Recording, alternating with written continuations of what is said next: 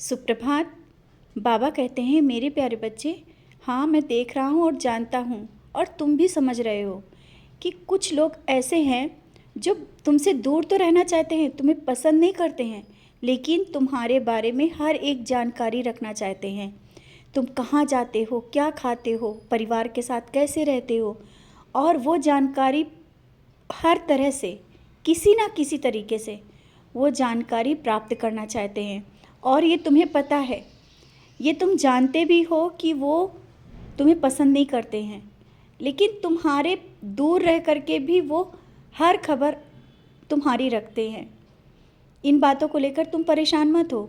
ये वो लोग सोचें जो तुम्हारी ऊंचाइयों को, और जो तुम्हारे पास ये एक अलग ही चमक आई है, जो तुम्हें देख करके उन्हें एक जलन सी हो रही है।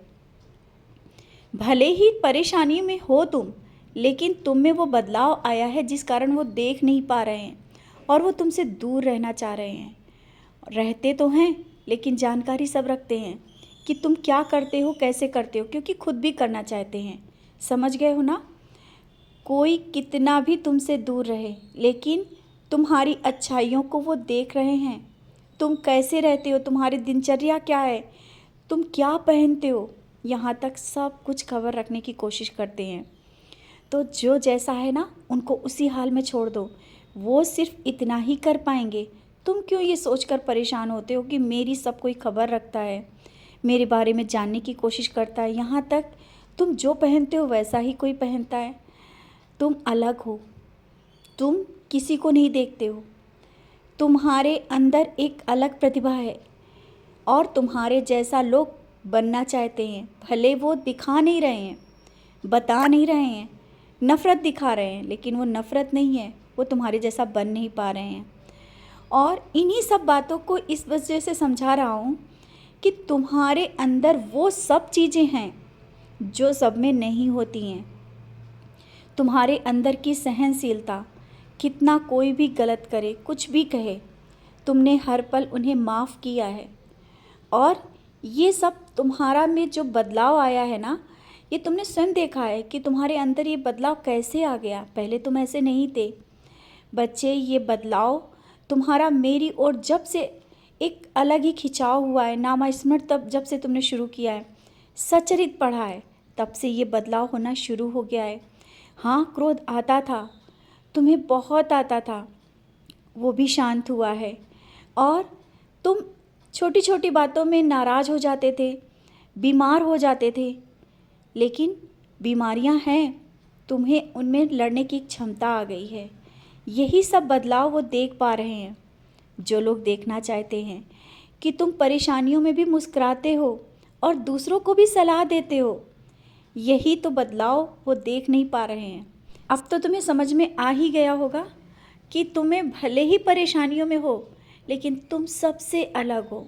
तुम्हारे अंदर का एक अलग ही व्यक्तित्व, वो ऊर्जा जो शायद तुम स्वयं नहीं देख पा रहे हो, दूसरा देख पा रहा है, मैं देख रहा हूँ।